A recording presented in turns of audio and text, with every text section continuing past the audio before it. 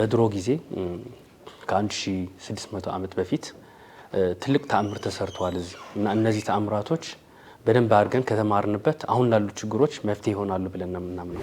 አልነጃሺን የሚያክል ታላቅ ንጉስ ለዓለም ተምሳሌት የሆነ ንጉስ ነበሩና ይህንም ያክል ታላቅ ንጉስ በእስላምም ከፍ ያለ ቦታ ያላቸው ንጉስ ናቸውና በአጭር ዶክመንተሪ መግለጽ ይቻላል።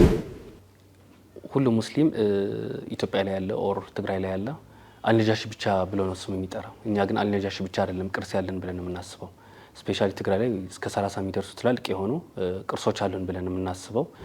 አዲስ አበባ አንድ ወር የሚያክል ቆይተናልና እስከ 600-700 ሺህ ነው ያጠፋ ነው፣ ከኪሳችን ነው ያወጣ ነው። አንድ ስፖንሰርም አላገኘንም። አዲስ አበባ ትንሽ ስፖንሰር ያደረገን የ00 የአልነጃሺ መንደር ነው።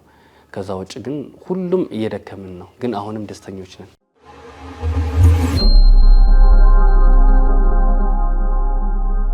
ሰላሙ አለይኩም ወራህመቱላሂ ወበረካቱ። ውድና የተከበራችሁ የሀሩን ሚዲያ ተከታታዮች ፕሮግራማችንን በዓለም ዙሪያ ሆናችሁ የምትከታተሉን ሁሉ በያላችሁበት የዓለም ዳርቻ አክብሮታዊ ሰላምታችን ይድረሳችሁ እያለን ወደ ዛሬው ዝግጅታችን እናመራለን። እንግዲህ በዛሬው ዝግጅታችን የፊታችን ቅዳሜ በአድዋ ሙዚየም በአድዋ 00 አዳራሽ የሚመረቅ ልዩ ዶክመንተሪ ፊልም አለ። ዶክመንተሪው እንግዲህ በንጉስ አልነጃሺ መስጂድ ዙሪያ የተሰራ ዶክመንተሪ አለ። ከአዘጋጆቹ ጋር አጠር ያለ ቆይታ እናደርጋለን። አብራችሁን ቆዩ።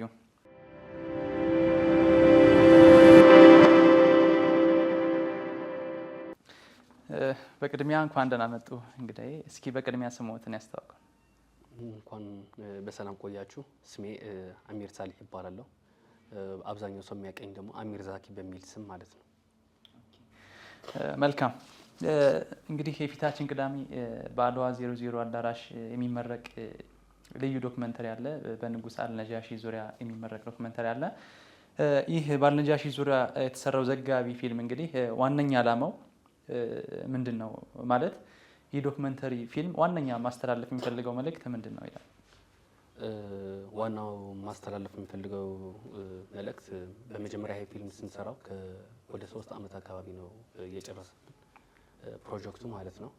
እና ይሄን ስንሰራው በኢትዮጵያ በትግራይ ያሉት ትላልቅ የሆኑ ኢስላሚክ የሆኑ ሄሪቴጅ ቅርሶች እንዴት አድርገን ማስተዋወቅ እንችላለን፣ ማስተዋወቅ ብቻ ሳይሆን ደግሞ እዛ ላይ ያሉት ትላልቅ የሆኑ ጊፍቶች እንዴት አድርገን ለዓለም እናስተዋውቃለን በሚል ነው። ስለዚህ ይሄን ስንሰራው በ5 ቋንቋ ነው የሰራ ነው። የመጀመሪያው በትግርኛ የተሰራውን ከ6 ወር በፊት በመቀሌ አስመርቀነዋል። በአማርኛ የተሰራው ደግሞ በአዲስ አበባ ማስመረቅ አለብን ብለን በአሁን ሰዓት ልናስመርቀው ነው ማለት ነው። በሌሎች ቋንቋ የተሰሩም አሉ። ኢንሻአላህ በቀጣይ በዓለም ዙሪያ እየተዘዋወርን በነጋሽ መስጊድ ዙሪያ ያሉ ትላልቅ የሆኑ ቅርሶች ለዓለም ማስተዋወቅ ነው የምንፈልገው ማለት ነው። ዋና መልእክቱ ደግሞ ብዙ መልእክቶች አሉ። አንድ ሐላል ቱሪዝም ላይ የሚሰሩ ሰዎች በደንብ አድርገው ከሰሩ ትላልቅ የሆኑ ቅርሶች እንዳሉ ኢስላሚክ የሆኑ እና ጠንክሮ መስራት እንዳለባቸው ማለት ነው። ምክንያቱም ድሃዎች አይደለንም፣ በጣም ብዙ የሆኑ ኢስላሚክ የሆኑ ቅርሶች አሉ የሚል መልእክት ማስተላለፍ እንፈልጋለን። ሁለተኛ ደግሞ በድሮ ጊዜ ከ1600 ዓመት በፊት ትልቅ ተአምር ተሰርቷል እዚህ እና እነዚህ ተአምራቶች በደንብ አድርገን ከተማርንበት አሁን ላሉ ችግሮች መፍትሄ ይሆናሉ ብለን ነው የምናምነው። ስፔሻሊ የእምነት ነጻነት እንዴት ነበር እሱ ማስተማር እንፈልጋለን። እንግዳ ሲመጣ እንዴት አድርገን የምትቀበለው፣ የፈለገ ሃይማኖት የፈለገ ቀለም ቢኖረው እንዴት አድርገን መቀበል ያለብህ። ሶስተኛ ደግሞ ሙስና እንዴት አድርገን መጠየፍ ያለብህ። እነዚህ እና አሁን ያለው በአፍሪካም ይሁን በዓለም በቀንድ አፍሪካም ያሉ ትላልቅ የሆኑ የሰላም እጦት መፍትሄ ይሆናል ብለን ያሰብነው ደግሞ የሰይድ አህመድ አልነጃሺ ታሪክ ነው ማለት ነው። ስለዚህ ዋና ዓላማ ይዘን የመጣነው ወደ አዲስ አበባ እነዚህን ግምት ውስጥ በማስገባት ማለት ነው።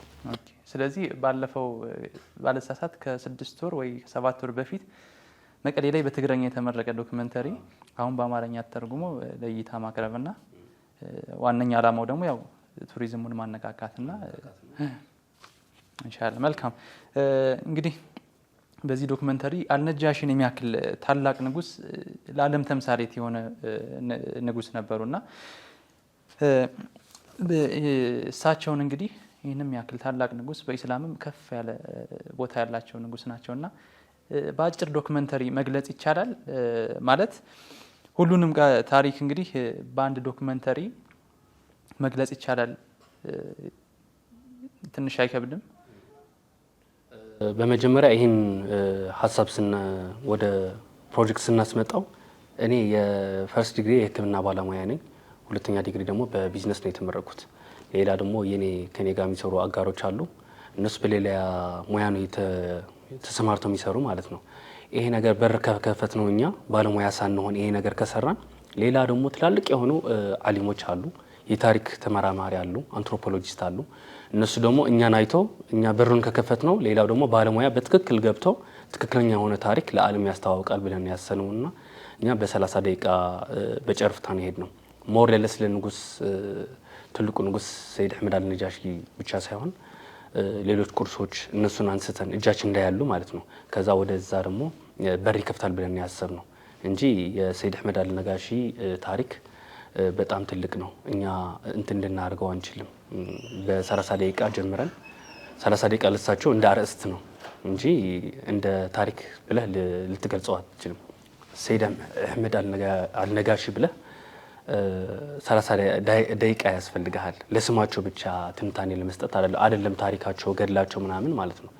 ስለዚህ በሩን እንክፈተውና ትክክለኛ ባለሙያ ገብቶ ደግሞ ትልቁ ታሪክ ይሰራዋል ብለን ያሰብነው እንጂ በ30 ደቂቃ የአንድ ትልቅ ንጉስ ታሪክ መግለጽ አንችልም ማለት ነው። መልካም። እንግዲህ ስለ አልነጃሺ በሚፈለገው መጠን ባይሆንም እዚህ በፊት የተሰሩ ዶክመንተሪዎች አሉ። አሁን እናንተ ደግሞ ያመጣችሁት አዲስ ዶክመንተሪ አለና ማህበረሰቡ ምን የተለየ አዲስ ነገር ይጠብቅ ከዚህ ዶክመንተሪ? እስካሁን ከዚህ በፊት ከተሰሩት ዶክመንተሪዎች ምን የተለየ ነገር ይዛችሁ መጣችሁ? ይሄ ፕሮግራም ለየት የሚያደርገው ዶክመንተሪ ፊልም ብቻ ይዞ የመጣ አይደለም፣ ሲምፖዚየም ነው። ትልቅ ሲምፖዚየም ነው ብለን ነው የምናስበው። ኢንሻአላህ አላህ ካሳካው ማለት ነው። ሁሉም ሙስሊም ኢትዮጵያ ላይ ያለ ኦር ትግራይ ላይ ያለ አልነጃሺ ብቻ ብሎ ነው ስሙ የሚጠራው። እኛ ግን አልነጃሺ ብቻ አይደለም ቅርስ ያለን ብለን ነው የምናስበው። ስፔሻሊ ትግራይ ላይ እስከ 30 የሚደርሱ ትላልቅ የሆኑ ቅርሶች አሉን ብለን ነው የምናስበው። ሌላ ቦታም እንደዛ ማለት ነው። ነገር ግን ያሉትን ቅርሶች በደንብ አድርገን ማስተዋወቅ አልቻልንም። በደንብ አድርገን ፕሮሞት አልቻልንም። አልነጃሺ ትላለ፣ ሶፍ ዑመር ትላለ፣ የአባ ጅፋር ቤተ መንግስት ብለህ አንዳንዴ ትቆማለህ። ግን እንደዛ መሆን የለበትም ብለን ነው የምናምነው። አንድ ታሪክ ስፔሻሊ ወደ ዩኔስኮ መመዝገብ ካለበት ኦር ቅርስ ተብሎ መመዝገብ ካለበት ምን አይነት መስፈርት ማሟላት አለበት ብለህ ከተገነዘብክ በየአካባቢው ብዙ የሆኑ ትላልቅ የሆኑ ቅርሶች አሉ ብለን ነው የምናምነውና እኛ ይዘነው የመጣ ነው ደግሞ አልነጃሺ እንደ ትልቅ የሆነ ዶክመንተሪ ሰርተናል። ነገር ግን ትላልቅ የሆኑ ጥናታዊ ጽሁፎችም ይቀርባሉ። ማለት በጣም ብዙ የሆኑ ቅርሶች አሉ ብለን ነው የምናምነውና እሱም ማስተዋወቅ እንፈልጋለን። እሱ ደግሞ ወደ ዓለም ከመስተዋወቅ በፊት ኦር ወደ ሙሉ ኢትዮጵያ ከመስተዋወቅ በፊት መጀመሪያ ሙስሊሙ መገንዘብ አለበት ብለን ነው የምናምነው። እሱ የራሱን ታሪክ መጀመሪያ በስነ ስርዓት ኦር በስርዓት ከተረዳው ወደ ሌላ ፕሮሞት ያደርጋል ብለን የምናምነው ማለት ነው። ስለዚህ እንደዛ ብለን ነው የተነሳ። ስለዚህ በደንብ ከዶክመንተሪነት ባለፈ የፊታችን ቅዳሜ የሚመረቀው ዶክመንተሪ እንደ አንድ አካል ነው እንጂ ሌሎች ሲምፖዚየሞች፣ ጥናታዊ ጽሁፎች አሉ፣ ስነ ግጥም አለ፣ አዳዲስ የሆኑ ነገሮችም ፕሮግራሙ ላይ ስፔሻሊ የምስጋና ፕሮግራምም አለ። እስካሁን ስማቸው ተጠርቶ የማያውቁ ሰዎች አሉ። ጭራሽ ምን አይነት ታሪክ እንደሰሩ የማይታወቁ ሰዎች አሉ። ነገር ግን ለእስልምና ትልቅ አበርክቶ ያደረጉ ሰዎችም አሉ ፕሮግራሙ ላይና እነሱም እውቅና እንሰጣለን። ከዛ ይህን ሲምፖዚየም አይቶ ደግሞ እንዳልኩ እኛ ትላልቅ ባለሙያዎች አይደለንም፣ ምሁሮችም አይደለንም። ነገር ግን ባለሙያና ትክክለኛ የሆነ ብቃት ያለው ሰው መጥቶ ካሁን በኋላ ይሄ ቅብብሎች ነውና ተቀብሎን ወደ ትክክለኛ ስራ ይገባል ብለን ነው የምናስበው እና ንያችን ይሄ ነው። አላህ ካሳካልን ማለት ነው። መልካም። እንግዲህ ስለ አልነጃሺ በሀገራችን በተለያዩ ግጥሞች፣ ድርሰቶችና በኪነ ጥበብ ስራዎች ላይ በጥቂቱም ቢሆን ስማቸው ሲነሳ እናስተውላለን እና በሌላኛው በኩል ደግሞ ተቃራኒ ሀሳብ ይዘው ጭራሽ ንጉስ አልነጃሺ የሚባል መሪ አልነበረም ብለው የሚከራከሩም አሉ። አንዳንዶቹ ደግሞ ትንሽ መለስ ሲሉ ነጃሺ የሚባል ንጉስ አልነበረም፣ አይደለም ነበረ፣ ስሙ ላይም ጥያቄ የሚያነሱ አሉ። ሙስሊም ደግሞ አይደለም ጭራሽ እስልምናውንም ይክዷሉ በዚሁ ማለት ነው። ስለዚህ ይህ ዶክመንተሪና እንደዚህ አይነት ጥናቶች እንዲህ አይነት የተሳሳቱ እሳቤዎችን ከማረም አኳያ ምን አይነት ፋይዳ አላቸው ብለው ያስባሉ? የሰይድ አህመድ አልነጋሺ ታሪክ ሲነሳ ሁሌ ክርክር አለ። ብዙ ጭቅጭቆችም አሉ። ግን በሰይድ አህመድ አልነጋሺ ታሪክ ብቻ ላይ አይደለም። የኢትዮጵያ እያንዳንዱ ታሪክ አየው የምንስማማበት ብዙ ታሪክ የለንም። በያዝናቸው አብዛኛዎቹ የሙስሊሙ ጀግንነት በሌላኛው ጸሐፊ በያዝድ ይደረጋል ማለት እንደ ጸሐፊው ማለት ንጹህ ህሊና ይዘው ወደ ሃይማኖቱም ወደ ዘሩ በያዝ ሳይሆን የሚጽፍ በጣት የሚቆጠሩ እንጂ ሁሉ ወደ ሃይማኖቱ ኦር ወደ ዘሩ እንትን ያደርጋል በያዝ ያደርጋል። በያዝ ማድረግ ብቻ ሳይሆን ደግሞ ከሱ ተቃራኒ ነው የሚለው አካል ደግሞ የማጥፋትና የማጣላሸት ሁኔታዎች ይታያሉና የሰይድ አህመድ አልነጋሺ ብቻ ሳይሆን የኢትዮጵያ ትክክለኛ ታሪክ ለማየት አንዳንዴ ስትፈልግ ወደ ውጭ ጸሐፊያን አሉ ትላልቅ የሚሆኑና እነሱ ጋር ነው መሄድ ያለብህ። ፕላስ ደግሞ ከ1000 ዓመት በላይ ያደረጉ ትላልቅ መጽሐፎች አሉ። ሌላ ተወውና ደብዳቤም አለ ከነቢያችን ሰለላሁ ዐለይሂ ወሰለም ወደ ሰይድ አህመድ አልነጋሺ የተላከ ትልቅ የሆነ ቅርስ አለ ቱርክ ላይ የሚገኝ ማለት ነው። እነሱን እንደ ኤቪደንስ እያቀረብክ ነው ሰይድ አህመድ አልነጋሺ ታሪኩን በደንብ አድርገህ እንትን ማለት የምትችለው ማለት ነው እንጂ ኢትዮጵያ ላይ በጣም አስቸጋሪ ነው። ስለ አንድ ንጉስ ስትናገር ኦር ስለ የሆነ አካል ስትናገር በያዝ ይሆናል። ስለዚህ የውጭ ታሪኮች ይዘህ ግን ሰይድ አህመድ አልነጋሺ እንደነበረ ታሪኩ ምን ይመስላል ብለህ ብዙ ኤቪደንሶች አሉና ስፔሻሊ ትላልቅ የሆኑ የታሪክ ተመራማሪ አሉ። እነሱን ኤቪደንስ በማድረግ ይህን ታሪክ ፕሩፍ ማድረግ ትችላለህ ማለት ነው እና እዛ ላይ ብዙ ጥርጥር ያለ አይመስለኝም። ስለዚህ በዚህ በዶክመንተሪም በተለያዩ አውደ ጥናቶችም በደንብ ለማህበረሰቡ ማስተዋወቅ እንዲህ አይነት የተሳሳቱ እሳቤዎችን ለማስተካከልም አንድ እርምጃ እየሄዳችሁ አንድ እርምጃ በቃ እኛን ጀምረው ቅድም እንዳልኩ እኛን ጀምረው ሌላው ደግሞ እግራችን እየተከተለ ባለሙያ ይገባል። ለምሳሌ እኔ ስለ አህመድ ነጋሺ ታሪካቸው እዚህ ጋር ብናገር ያን ያህል እንትና ይሆን ይችላል። ትላልቅ የሆኑ ታሪክ ተመራማሪ ያሉ እነሱ ቀርቦ በደንብ አድርገው ቢተነትኑት በጣም አሪፍ ነው። እኛ ግን እንዳልኩ በሩን ከፍተዋለንና በሩ ስንከፍተው ባለሙያ ደግሞ ይገባል። ባለሙያ የኛ ማለት ሲምፖዚየም አዘጋጅተናል። ሲምፖዚየሙ ፐርፌክት ላይሆን ይችላል። ዶክመንተሪ ፊልም የ30 ደቂቃ ሰርተናል። ፐርፌክት ላይሆን ይችላል። ንያችን ግን ስለ ፐርፌክሽን አይደለም። እኛን ጀምረውና ሌላው ደግሞ የኛ ስህተት አይቶ ትክክለኛ ሙያና እውቀት ያለው ወደ ስራው ገብተው እንዲያስተካክለው ነው የምንፈልገው። መልካም። የዓለም የፍትህ ተምሳሌት ተብላ እንግዲህ ሀገራችን አሁንም ድረስ ከ2 ቢሊዮን በላይ እንግዲህ የተሻገረ ዓለማችን ላይ ያለ ህዝበ ሙስሊም አለ። እንግዲህ ስሟ የሚነሳው በንጉስ አልነጃሺ በሰሩት ሰሃቦችን ተቀብለው ባደረጉት መልካም አቀባበል ነውና የንጉስ ነጃሺ መስጂድ ግን ሀገራችን ላይ በዩኔስኮ ሊመዘገብ አልቻለም። በቅርስነት አልተመዘገበም እስካሁን። ይህ እንዳይመዘገብ ምንድነው እንቅፋት የሆነ ደግሞ እንዳይመዘገብ የሚፈልጉ አካላት እንዳሉ እናውቃለንና ለምንድነው ይህ ለሙስሊሙም ለክርስቲያኑም እንደ ሀገርም እንደ ዓለምም በጣም ትልቅ ታሪክ ያለው መስጂድ ትልቅ ቅርስ ነው። ከ1400 ዓመት በላይ የቆየ ታሪካዊ ቅርስ ነውና እንዴት እስካሁን ድረስ ሊመዘገብ አልቻለም በዩኔስኮ የሚለውን እስኪ ተወሰነ እናንሳ። ደግሞ የሚከለክሉ አካላትም አሉና ምንድነው እንትናቸው ምክንያታቸው ምንድነው? በአልነጋሺ ዙሪያ ያሉት ትላልቅ የሆኑ ቅርሶች አሉ። የሚዳሰሱና የማይዳሰስ ተብሎ በሁለት ይከፈላልና ስለነዛ ታሪክ በደንብ አድርገን ከሰማ በጣም ትደነግጣለህ። ስፔሻሊ ወደ ሌላ መሄድ አያስፈልግምና የፕሮፌሰር አደም ከሚል መጽሐፍም ካነበብከው ትደነግጣለህ። ይሄን ያህል ሀበሻ ጅግና ነው እንዴት ትላለህ? ይሄን ያህል እስልምና አስተዋጽኦ አድርገዋል እንዴት ትላለህና ነገር ግን ዩኔስኮ ማስመዝገብ አልቻልንም። ትላልቅ የሆኑ ቅርሶች ማስመዝገብ እንችላለን። የግድ መስጊዱ ብቻ ሳይሆን ማይዳሰሱ ሆነው ቅርሶችም አሉ። እነሱንም ማመዝገብ እንችላለን። የግድ መስጊድ ብቻ መሆን የለበትም። እኔ ግን 90% ይሄ ችግር ነው ብዬ ማስበው ሙስሊሙ ህብረተሰብ ነው። ምክንያቱም መጀመሪያ ቅርሱ በደንብ አድርጎ ማወቅ አለበት። ከዛ ፋይት ማድረግ አለበት።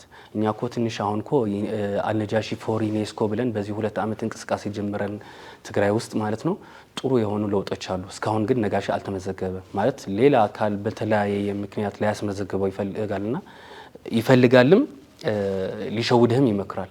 ስፔሻሊ ስለ አልነጃሺ ሲነሳ አሹራም ይባላልና እዛ ላይ ሲምፖዚየም ይዘጋጃል። ሲምፖዚየም እንኳን ሳይሆን በቃ አልነጃሺ እናስመዝግበዋለን በዩኔስኮ ይላሉና ግን ውሸት ነው።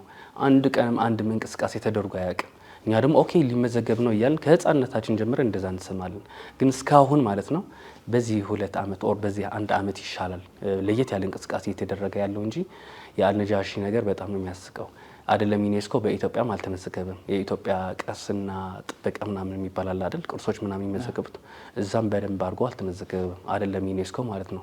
ስለዚህ ይሄ ስንፈቱ ብዬ የማስበው የሙስሊሙ ማህበረሰብ ነው። ምክንያቱም አንተ አሁን ይሄ ነገር ስነግርህ እንደዚህ እያልክ ነው አይደል? በቃ የራሳችን ስንፈት ነው ብዬ ምናምን ሌላ አካል ሊያስመዘግበው ሊፈልግ ይችላል፣ ሌላ ንያም ሊኖረው ይችላል። ነገር ግን እኛ በአካባቢያችን ያለ ቅርስ በደንብ አድርገን ተምረን ማስመዝገብ አለብን ብዬ ነው የማስበው። ማለት የኛ ቅርስ ነው በመጀመሪያ እሱን ማስመዝገብ አለብን። ከዛ ደግሞ ማህበረሰቡ ላይ አዌርነስ መፍጠር አለብን። አልነጃሺ ስለታወቀ ሌላ ሃይማኖት ይጎዳል ማለት አይደለም። አንድ ቤተክርስቲያን በደንብ ስለታወቀ ሌላው ይጎዳል ማለት አይደለም። በቱሪዝም አንግል ካየ ነው እንትና እያለ የሚጠቅም ቱሪስት የለም። ስለዚህ ይህም ብሬንዎሽም ያስፈልጋል። ቅርሶች የሁሉም ቅርሶች ናቸው የሚል አስተሳሰብ መፍጠር አለብን። በዋናው ግን ሙስሊሙ ማህበረሰብ ፊት ለፊት ሆኖ መሯሯጥ አለበት ብዬ ነው የማምነው። ስለዚህ ዋነኛ እንትኑ ሙስሊሙ ማህበረሰብ ራሱ አላስተዋወቀውም እንኳን ሌላ አካል እንዲያስመዘግብለትና ታሪኩ እንዲያስተዋውቅለት ነው የጠበቀ ያለ ማለት ነው። እስኪ አሁን በመስጂዱ ዙሪያ እንዲሁም በመስጂዱ ቅጥር ግቢ እንግዲህ የተለያዩ ቅርሶች ይገኛሉ ብለሃልና አሁን እንዳልከው ግን አሁን ለማስመዝገብ ወደ መፍትሄው ስንመጣ ምን ይጠበቃል? ከኔ ምን ይጠበቃል? ካንተ ምን ይጠበቃል? ይህን ፕሮግራም ከሚከታተሉ ሰዎችስ ምን ይጠበቃል የሚለውን እስኪ ወደ መፍትሄና አሁን ይሄ ኢኒሺዬቲቭ ይዞ እየተንቀሳቀሰ አለ። በፌዴራል መጅሊስ ውስጥ የአልነጃሺ 00 መንደር የሚል አለ፣ በቅርቡ የተቋቋመ ማለት ነው። ይሄ ኢኒሺዬቲቭ ደግሞ አንደኛው ግብ ብሎ ያስቀመጠው ይሄ አልነጃሺ መስጊድ በዩኔስኮ እንዲመዘገብ ማለት ነው። እና እሱን የጀመረው እንቅስቃሴዎች በደንብ አድርገን መደገፍ አለብን። ስፔሻሊ እዛ ተቋም ላይ ትላልቅ የሆኑ ምሁሮችም ቢሰበሰቡ ቢጨመርበት በአጭር ጊዜ ሊመዘገብ ይችላል ብዬ ነው የማስበው። ምክንያቱም ጥሩ የሚባል እንቅስቃሴም እያደረጉ ነው ብዬ ነው የማምነው እና እሱን መደገፍ አለብን። ተሰብስበን የምትሰራው ስራ ሁሌ ኢፌክቲቭ ነው። ስለዚህ ተደራጅተን ይሄ ኢኒሺዬቲቭ ደግፈን እንቅስቃሴው በደንብ አድርገን አሁን የተጀመረ አሪፍ እንቅስቃሴ አለና እሱን አጠናክረን እንዲመዘገብ ማድረግ አለብን። ሁለተኛ ደግሞ ግን ሙስሊም ማህበረሰብ መጠየቅ አለበት። ለምንድን ነው ያልተመዘገበው ብለህ ሊስት ዳውን ታደርጋለህና መፍትሄው ደግሞ ዩኔስኮ እንዲመዘገብ ምን ያስፈልጋል? ከዛ መንቀሳቀስ ነው ያለብን ብዬ ነው የማምነው። ኦኬ መልካም። ያው ሰዓታችን የተገደበ ነውና እስኪ መጨረሻ ማስተላለፍ የሚፈልጉት መልእክት ካለ ወይም ደግሞ ያቋረጥኩ ሀሳብ ካለ እንደ መጨረሻ እናድርገውና ማስተላለፍ የሚፈልጉት መልእክት እድል ስጠውት። መጨረሻ ማስተላለፍ የምፈልገው መልእክት በጣም ብዙ የሆኑ ምሁሮች አሉን፣ አሊሞች አሉንና እነዚህ ቅርሶች በስነ ስርዓት አድርገው መጠበቅ አለባቸው። እኛ ከመቀሌ ድረስ ወደዚያ የመጣ ነው ሌላ ምንም ትልቅ ነገር የተለየ ነገር ኦር የተለየ እውቀት ኖሮን አይደለም። ንያችን ብቻ ነው ይዘን የመጣ ነው። አዲስ አበባ አንድ ወር የሚያክል ቆይተናልና እስከ 600-700 ሺህ ነው ያጠፋ ነው። ከኪሳችን ነው ያወጣ ነው። አንድ ስፖንሰርም አላገኘንም። አዲስ አበባ ትንሽ ስፖንሰር ያደረገን የ00 የአልነጃሺ መንደር ነው። ከዛ ውጭ ግን ሁሉም እየደከምን ነው። ግን አሁንም ደስተኞች ነን። በቃ ንያችን ይሄ አልነጃሽ ዓለም ላይ ማስተዋወቅ ስለሆነ እንደዛ ብለን ነው የመጣ ነው።